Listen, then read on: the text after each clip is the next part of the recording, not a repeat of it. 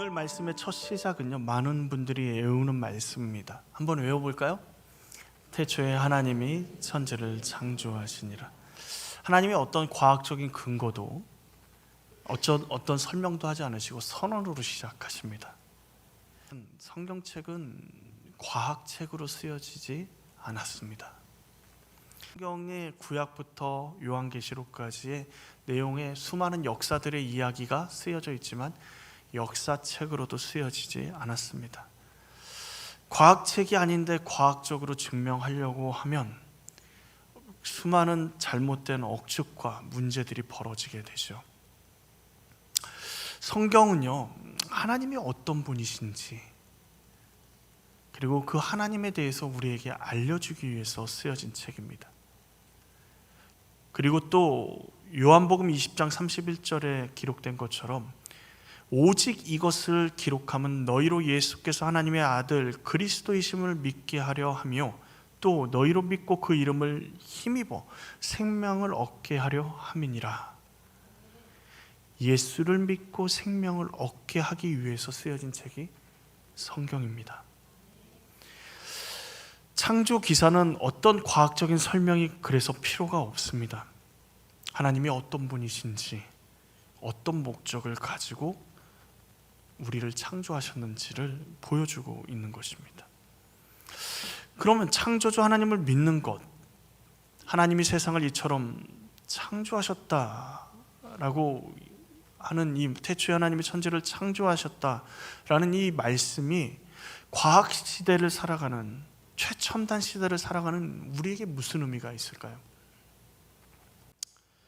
성경을 비과학적이라고 보는 그 생각의 시작이 어디냐면 태초에 하나님이 천지를 창조하셨느니라, 이 말씀에 문턱을 넘어가지 못합니다. 그래서 예수를 믿지 못하시는 분들이 종종 심심치 않게 보이기도 합니다. 그런데 하나님은 왜 이런 선언으로 우리에게 성경을 열어갈 수 있게 하셨을까요? 그 말은 이 태초에 하나님이 천지를 창조하셨느니라 이 말씀을 우리가 믿지 않으면 성경의 그 다음의 이야기들은 우리에게 의미가 없어지기 때문에 그렇습니다. 창조주 하나님을 믿는 믿음, 이것은요, 첫 번째로 우리의 존재의 의미와 목적을 찾게 해줍니다. 하나님의 창조를 믿는 믿음은 하나님이 빛을 창조하십니다. 목적을 가지고 창조하십니다. 빛을 뭐라고 말씀하세요? 낮이라 칭하시고 어둠을 밤이라 칭하십니다.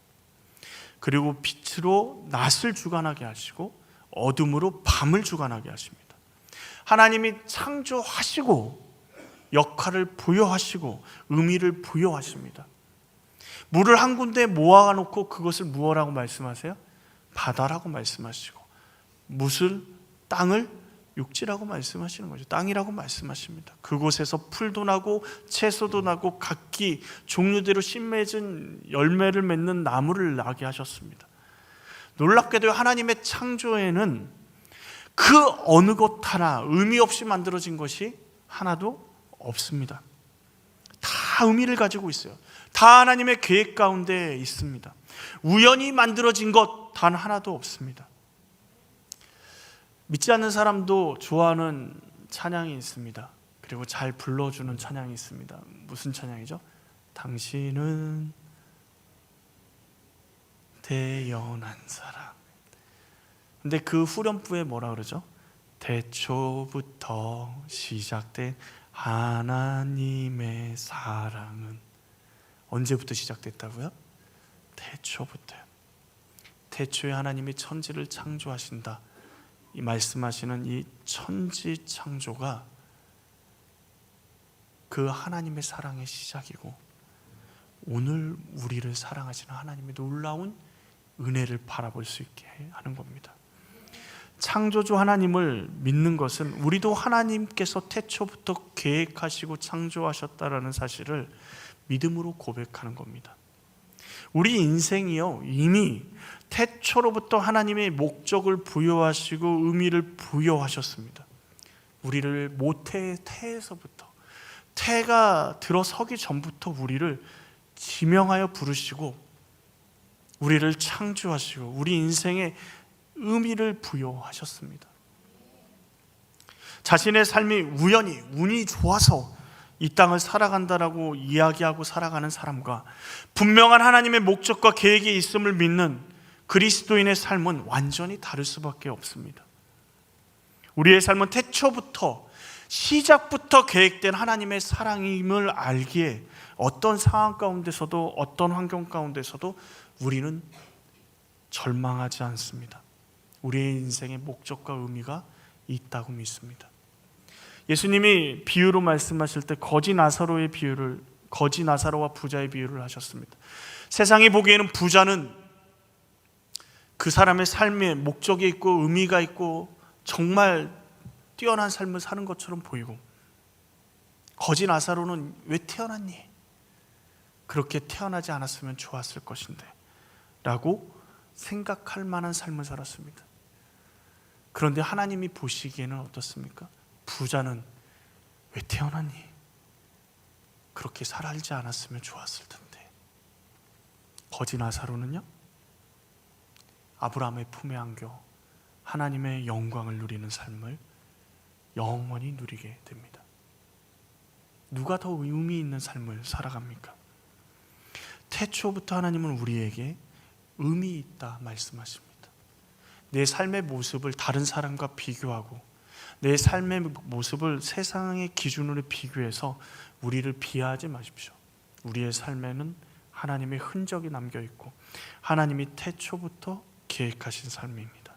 그리고 우리의 존재의 의미와 목적이 태초부터 천지를 창조하신 그 하나님을 믿을 때 더욱 명확해지는 것입니다. 흔들리지 않을 수 있는 겁니다.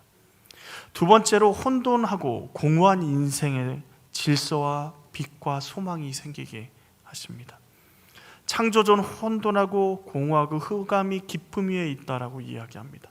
혼돈하다라는 말은 원어로 직역하면 모양이 없다라는 말입니다.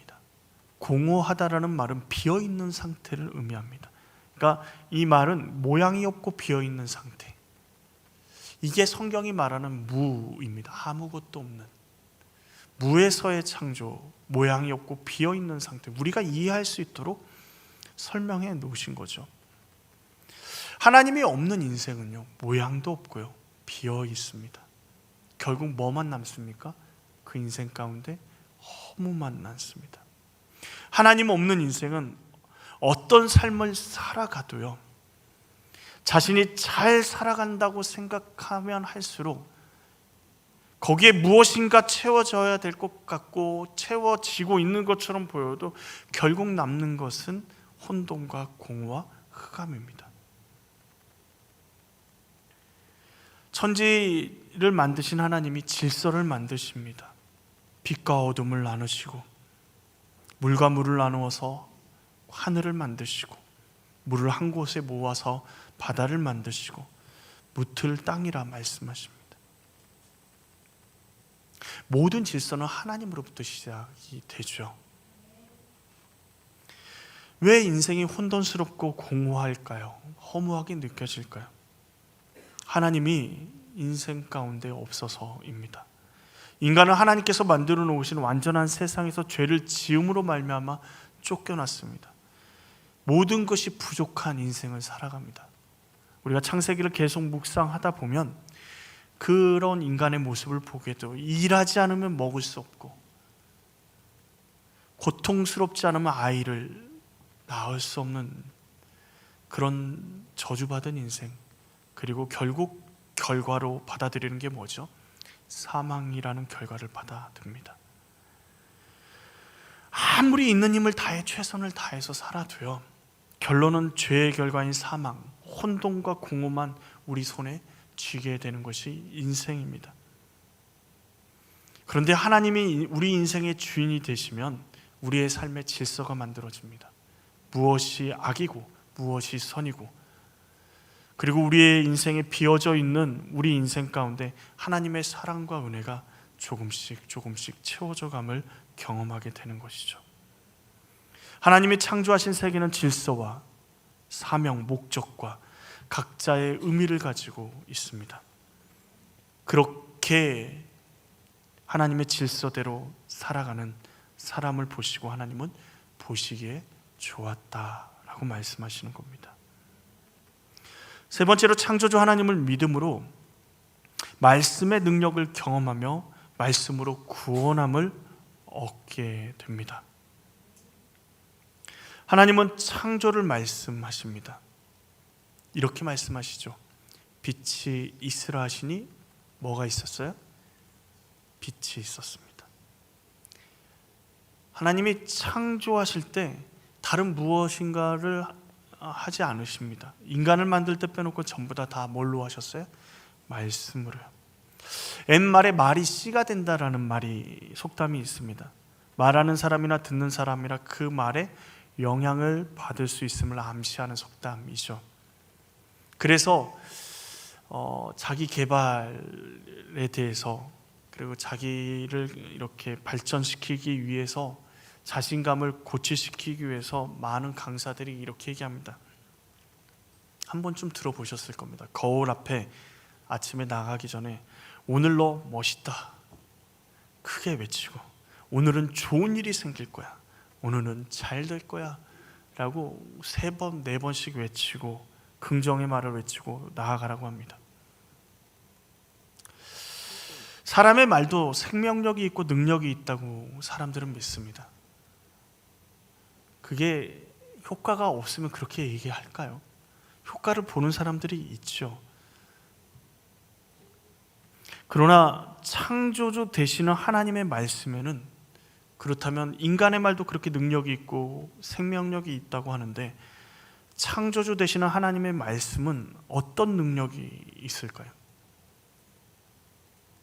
하나님의 말씀의 능력은요, 이 만물을 창조하시는, 천지 만물을 창조하시는, 빛이 있으라 하면 뭐가 있어요? 빛이 있습니다. 근데 그 능력은 또 어떻습니까? 영원합니다. 여러분, 어제 태양이 떴나요? 안 떴나요?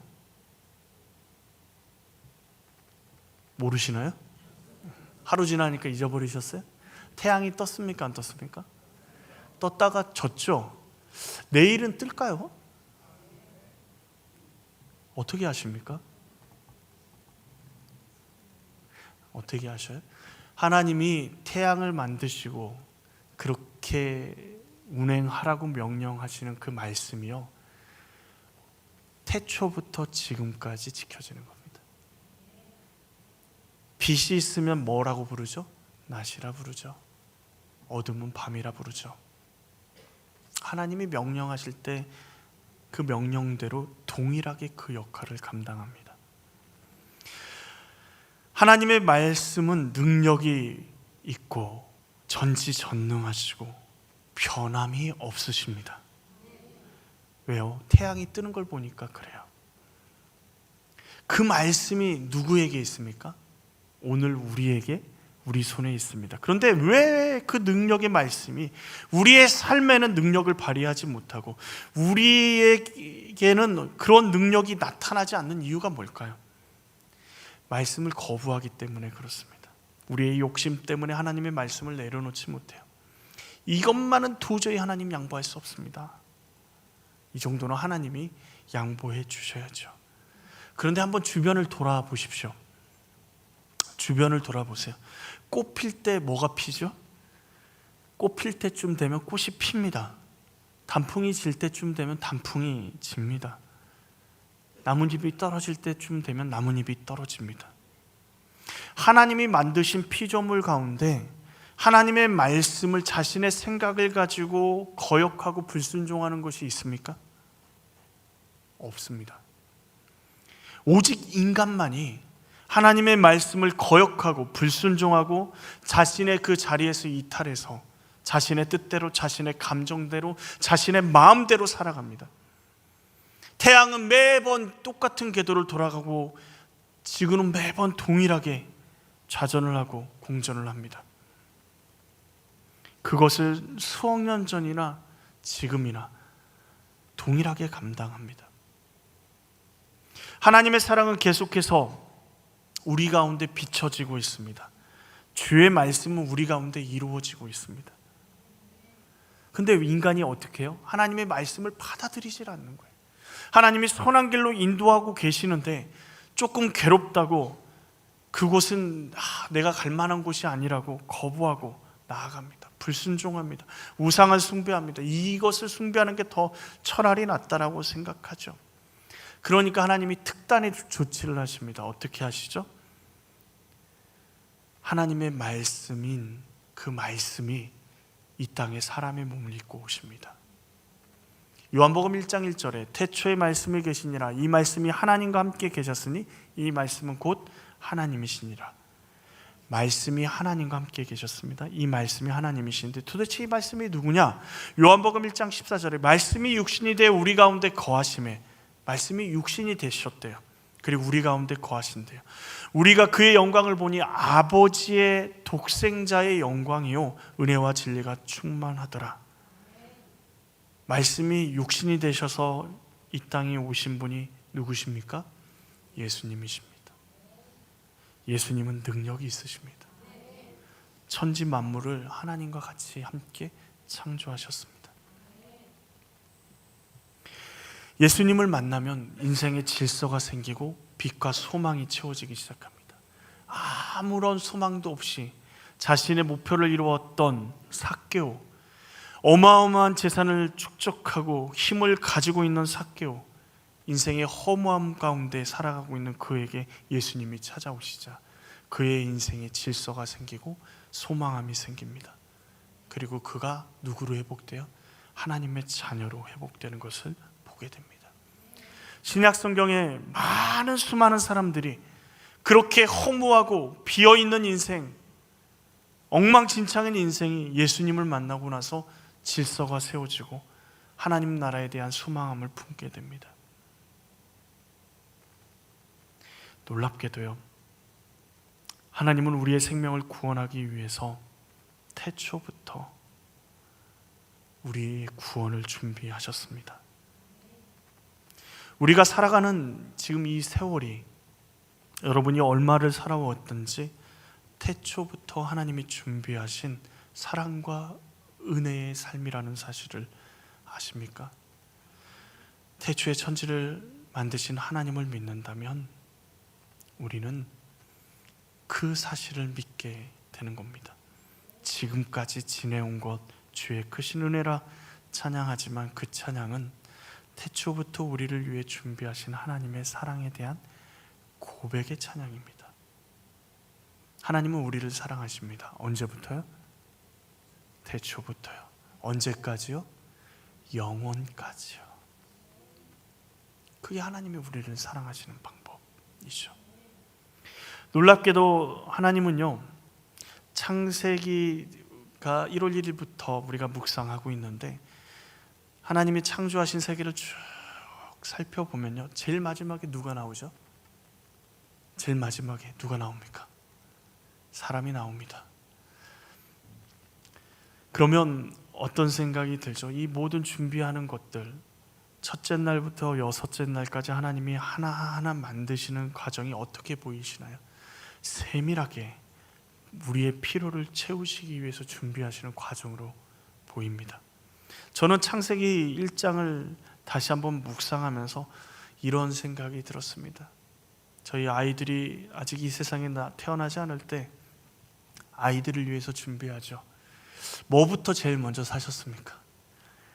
저도 정확하게 기억은 나지 않지만 아이가 태어나기 전에 준비하죠. 베네 쪼고리도 준비하고 기저귀도 준비하고 유모차도 준비하고 아이 침대 요람도 준비하고 여러 가지를 준비하죠. 아직 태어나지도 않은, 만들지도 않은 아담과 하와를 위해, 사람을 위해 하나님이 빛도 준비하시고 식물도 준비하시고 태양도 준비하시고 동물도 준비하시고 물고기도 새도 준비하시는, 놀랍게도 창조주 하나님을 우리가 믿으면 들풀 하나에도 우리를 향하신 하나님의 사랑을 경험할 수 있습니다.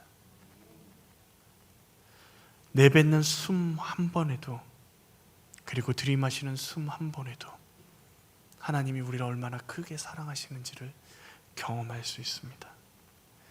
그것으로 부족해 우리는 하나님을 거역하고 또 거역하니까 하나님이 누구를 보내셨습니까? 예수님을, 말씀이신, 능력이신, 천지 만물을 창조하시는, 무엇으로 창조하셨다고요? 말씀으로 창조하시는 그 말씀이 우리 가운데 오셨습니다. 그리고 오늘 우리는 그 예수님이 십자가를 지시기 전에 자신의 사랑을 기념하라고, 십자가를 기억하라고 말씀하신 성찬의 의식을 같이 하게 됩니다. 그리고 함께하며 말씀이신 예수님, 육신을 입고 우리를 위해 십자가에 달려 죽으신 그 예수님을 우리가 묵상하며 깊이 있게 나아갈 수 있기를 원합니다.